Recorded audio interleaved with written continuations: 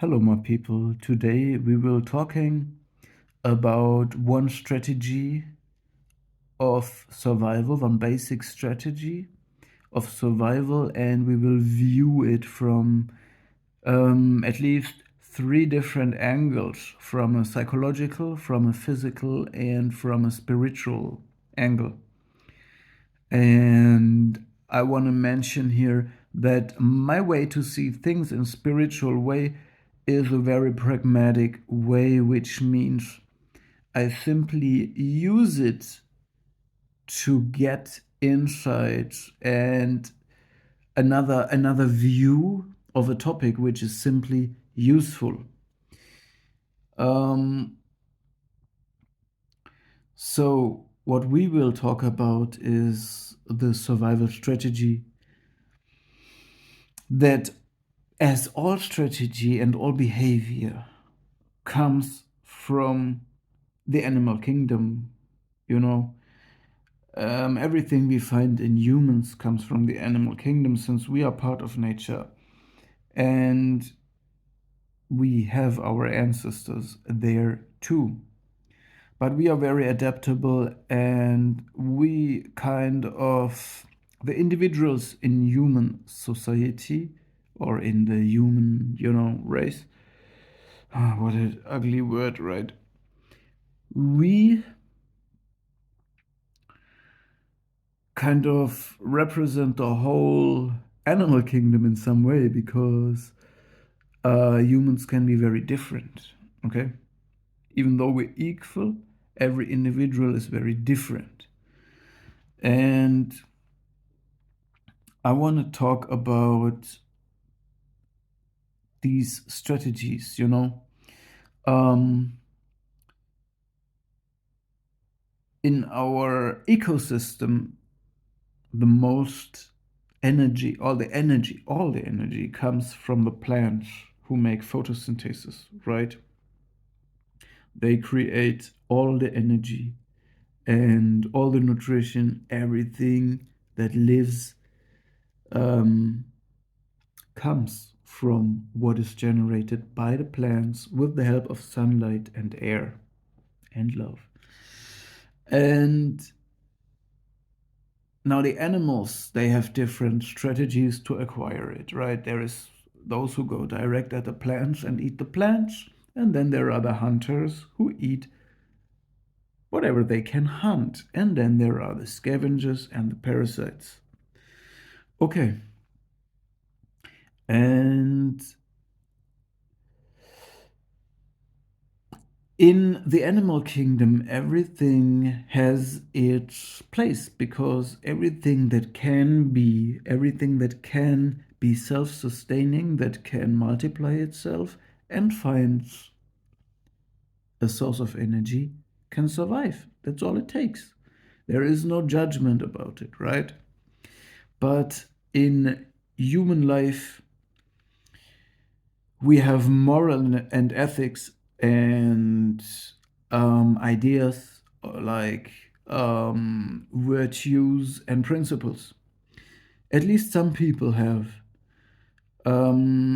Actually, people with antisocial personality disorder and narcissistic personality disorder have no moral and no ethics, okay? They are set apart from all other human beings, actually. That's a fact. That's a scientific fact, okay? And this is why they also adopt a very different survival strategy than people who, let's say, follow virtues and principles and like to grow up things and let things grow and build up things in a self-sustaining way, kind of, people that step in their purpose and are not taking away from others in some way, that find their place, that are not in the competition, that not stealing from others or, fighting for this. No, they build their own thing where nobody else is and find their niche. Okay? But the people I've talked before, um,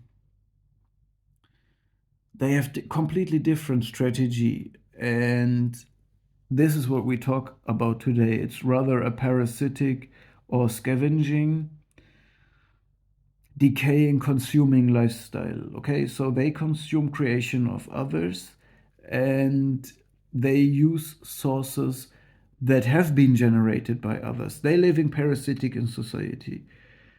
And they extract from in very many different ways. They extract from family members. They use children to extract supply.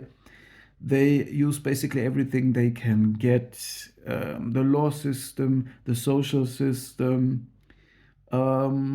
insurances, everything. They will use everything because they are immoral and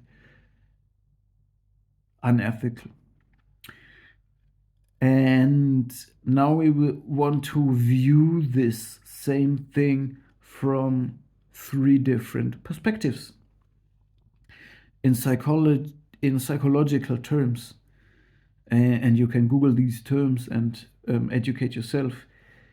We call this malicious envy, and this means that somebody is envious of a person who seems to live in this self-sustaining, creative, non-competitive way. And these people will be envious of that because they can't do this. They can't have it. They have a different strategy, and the strategy will be to be what they want is the malicious envy. You can Google this. It leads to they try to get reactively abused, which means they will start, you have to watch more videos to understand this, project their own problems on this person, try to provoke this person, try to compete with that person that does not compete actually. And by this, they will get the reactive abuse they want, because this will be the only time you will see them smiling is when they think they are successful at destroying or consuming something that another person has created. And it means what they try is to make somebody act like them, to stop being on that different level, kind of bringing the self-sustaining people down to their level, kind of something like that. And when you look at a physical level, or on a biochemical level, you can say these people having problem with their body chemistry. I also made videos about this. They are like depressive, they have no dopamine, they have no motivation in life. And this is also the psychological state of a person is mirrored in their body chemistry. And they want to extract the same substances by abusing other people, because they cannot regulate their own emotions without projecting on others, without abusing others. This will help them to regulate their own body chemistry. And this is why these people can only be abusive, because they are addicted to other people. Okay? So addiction and abuse are very close relatives. And this is why a person who is addicted to a substance immediately becomes abusive if he doesn't get the substance, in most cases. All right. And in a physical way, of course, it's rather simple to understand, as it can be stealing, it can be simple stealing, or taking in this immoral and unethical way. Again, it's easy for people to do this when they don't bother about things like that. But yeah, there's also a lot of different subtle ways to do these in today's system. We are organized. Yeah, I don't want to go too much into detail on this, but you can think yourself what is possible today. And we see it everywhere, also in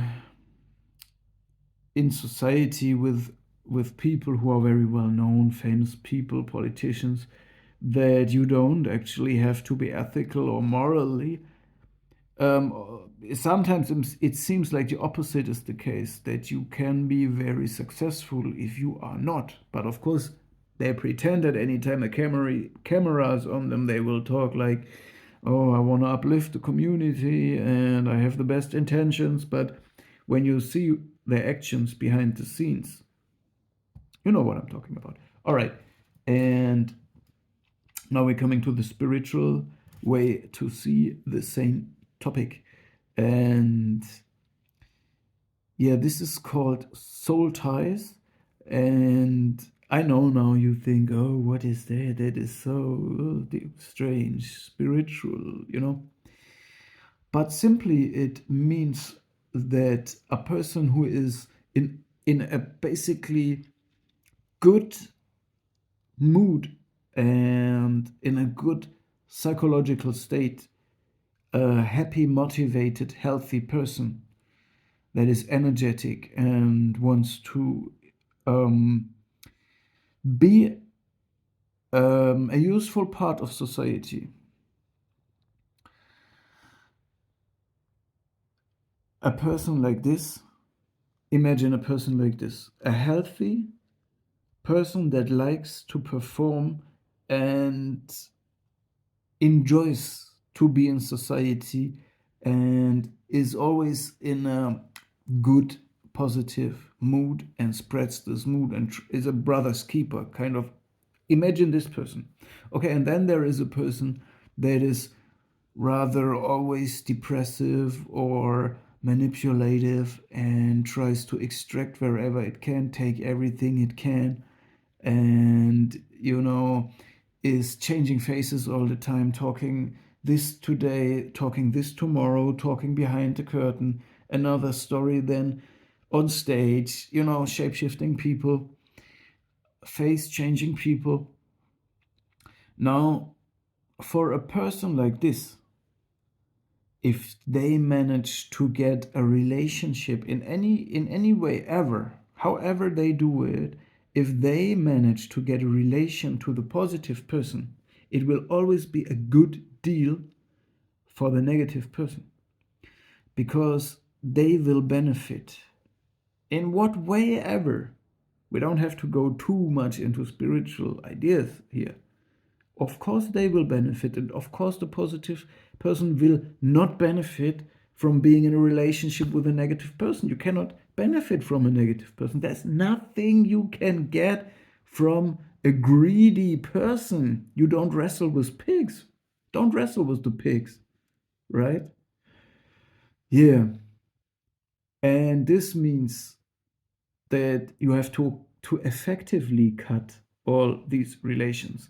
And this is, of course, you can do all the known things, practices that you do, in psychology. When we talk to a narcissistic abuse recovery coach, they say no contact is important. Of course, no contact is important. Moving out of the abusive situation is the right strategy. Of course, this is right to move out of that situation. But on the spiritual level, you also have to, and also on the psychological level, you have to forgive as well. You have to forgive everything you can forgive. I mean, I cannot forgive people for still doing things to my loved ones. I can only forgive to everything they did to me personally, to me. And so you have to forgive everything they did to you, not to other people. Even if it's your children, you cannot forgive for them.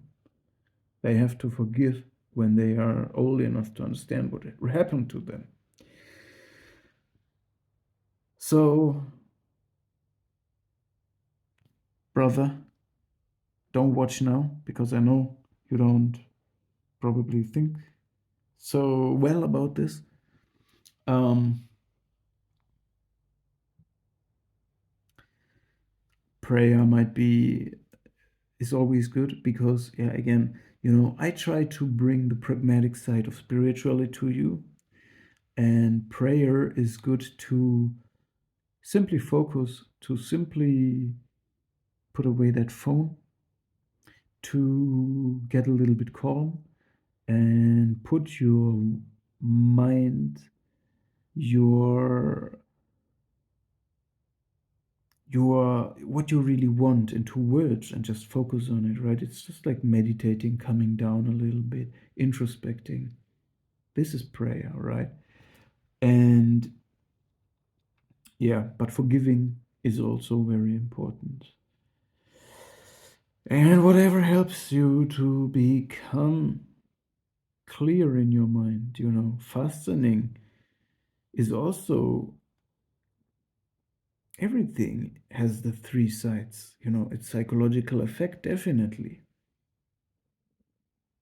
And it gives you clarity, and the clarity helps to focus on things that some people would call spiritual. And it's a physical cleansing as well.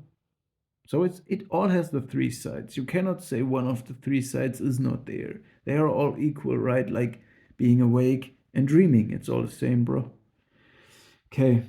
So I hope I could give you a small overview on the topic and how people try to survive using a strategy that is rather parasitic or scavenging. If we look at the animal kingdom, it's adopted from there, and in psychology, we call it malicious envy and reactive abuse. And in the spirit, we call it soul ties. And in the physical realm, we call it family and divorce.